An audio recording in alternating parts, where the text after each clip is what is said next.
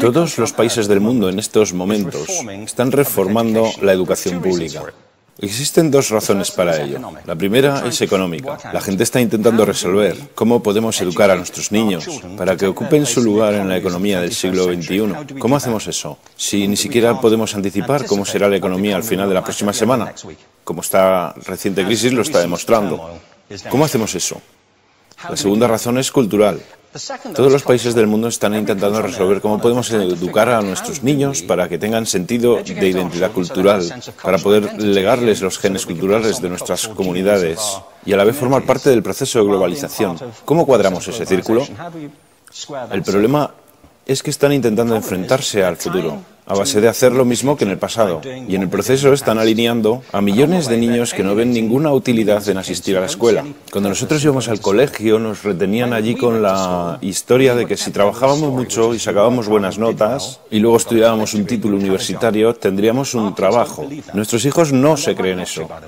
Y hacen bien, por cierto. Es mejor tener una titulación que no tenerla, pero ya no es ninguna garantía. Y especialmente no lo es si el camino hacia ella marginaliza la mayoría de cosas que tú consideras importantes acerca de ti mismo. Hay gente que dice que hay que subir los estándares, que eso sería un avance. Ah, ¿sí? Sí, lo deberíamos hacer. ¿Y por qué ibas a querer rebajarlos? No me he encontrado con ningún argumento que me convenza para bajarlos. Pero subirlos, por supuesto que habría que subirlos. El problema es que el sistema educativo actual fue diseñado, concebido y estructurado para una era diferente. Fue concebido en la cultura intelectual de la Ilustración y en las circunstancias económicas de la Revolución Industrial. Antes de la mitad del siglo XIX no había sistemas educativos públicos. En realidad no, o sea, podrías estudiar con los jesuitas si tenías dinero, pero la educación pública, pagada con los impuestos, obligatoria para todo el mundo, gratuita y a la vuelta de la esquina, era una idea revolucionaria. Y mucha gente se opuso a ello. Decían, no es posible para muchos niños pobres que están en la calle beneficiarse de la educación pública. Son incapaces de leer y escribir. ¿Por qué perder tiempo con esto? Y también se asienta sobre una serie de suposiciones sobre la estructura social y la capacidad de las personas. Fue dirigido por el imperativo económico de aquel momento, pero a lo largo de todo ello se infiltró el modelo intelectual de la mente, el cual era esencialmente la idea que la Ilustración tenía sobre la inteligencia. La auténtica inteligencia consistía en cierta capacidad para el razonamiento deductivo y un conocimiento amplio de la cultura clásica. Se podría resumir en capacidad académica. Y esta idea está fuertemente enraizada en la reserva genética de la educación pública. El creer que hay dos tipos de personas, académicas y no académicas, y la consecuencia de eso es que mucha gente brillante se creen que no lo son porque han sido evaluados siguiendo este concepto de mente. Así que tenemos dos pilares gemelos, el económico y el intelectual. Y desde mi punto de vista, este modelo ha causado caos en la vida de mucha gente. Ha habido gente que se ha beneficiado maravillosamente de él, pero la mayoría de la gente no. En lugar de beneficiarse, sufren de esto. Una epidemia moderna, mal ubicada y también ficticia. Esta es la plaga del síndrome de déficit de atención e hiperactividad, TDAH. Este es un mapa de la incidencia del TDAH en Estados Unidos. El mapa de prescripciones médicas para el TDAH. No me malinterpreten. No quiero decir que el síndrome de déficit de atención no exista. Yo no tengo la formación necesaria para ello. Sé que la amplia mayoría de psicólogos y pediatras creen que sí, pero aún es un tema a debatir. Lo que sí me consta es que no se trata de una epidemia. Estos niños están siendo medicados tan rutinariamente como a mi generación nos quitaban las amígdalas, por los mismos motivos caprichosos y por la misma razón, la moda de la medicina. Nuestros hijos están viviendo en el periodo más intensamente estimulante de la historia de la Tierra. Están siendo acosados con información y les están reclamando su atención desde todos los medios. Los ordenadores, los iPhone, las vallas publicitarias y cientos de canales de televisión. Y nosotros les penalizamos por distraerse. ¿Distraerse de qué? Cosas que son un aburrimiento, en la escuela sobre todo. Me parece a mí que no es totalmente una incidencia el hecho de que la incidencia del TDAH haya crecido paralela al incremento de los test estandarizados. A estos niños se les está dando cosas como Ritalin, Adderall, a menudo medicación bastante peligrosa, solo para hacer que se concentren y se calmen. Pero según esto, el déficit de atención aumenta al ir al este de este país. La gente empieza a perder el interés en Oklahoma.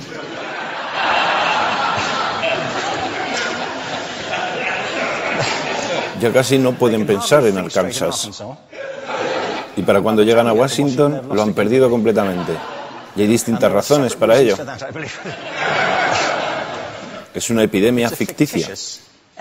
Si lo piensas, las artes, y no quiero decir que sea exclusivo de las artes, creo que también es cierto para las ciencias y para las matemáticas, pero permítanme hablar en particular de las artes, porque ellas son las víctimas de esta mentalidad en especial. Las artes tratan especialmente la idea de experiencia estética. Una experiencia estética es una en la que tus sentidos están funcionando a su máxima capacidad.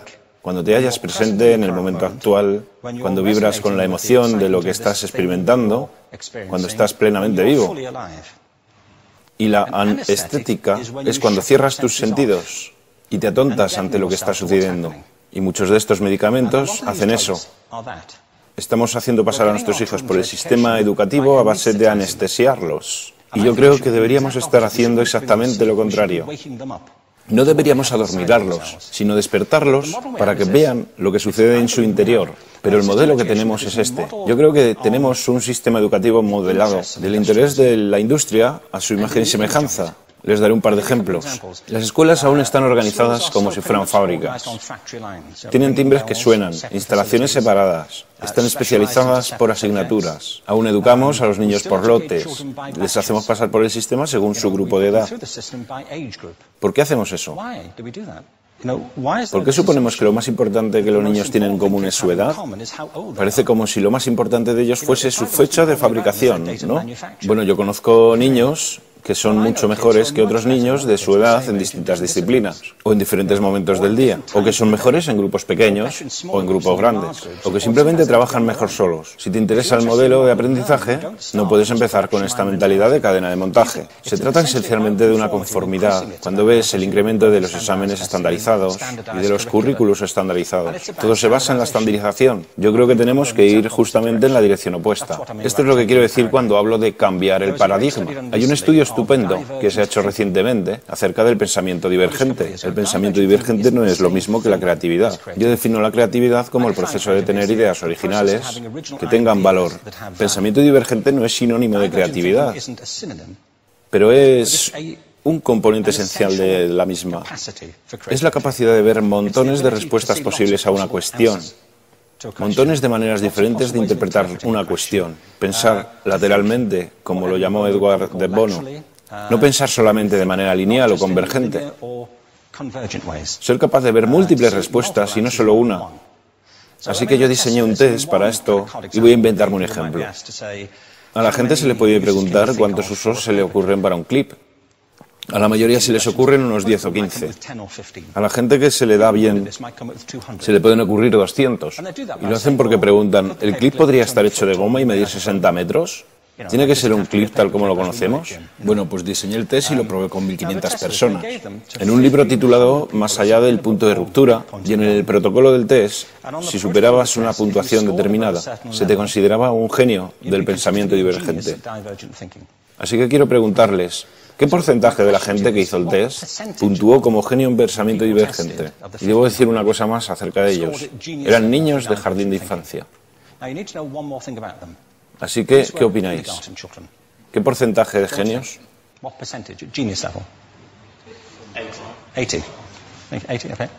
98%.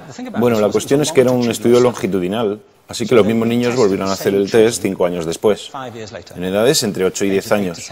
¿Qué pensáis? ¿50%? Volvieron a hacerles el test otra vez, 5 años más tarde, cuando tenían entre 13 y 15 años de edad. Y se observa una tendencia, ¿no?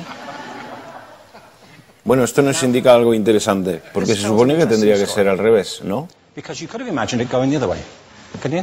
Empiezas no siendo muy bueno, pero mejoras a medida que te haces mayor. Pero esto demuestra dos cosas. Una es que todos nosotros tenemos esta capacidad.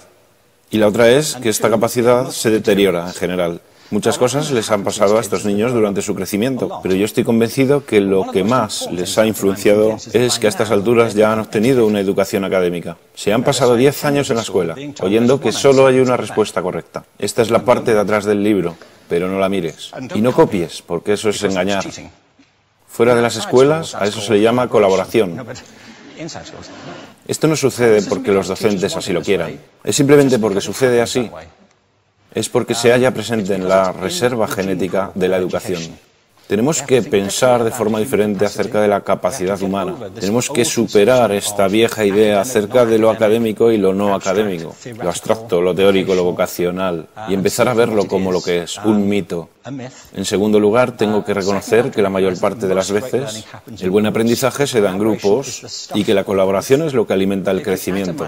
Si atomizamos a las personas, las separamos y los juzgamos por separado, formamos una especie de desconexión entre ellos y su ambiente de aprendizaje natural.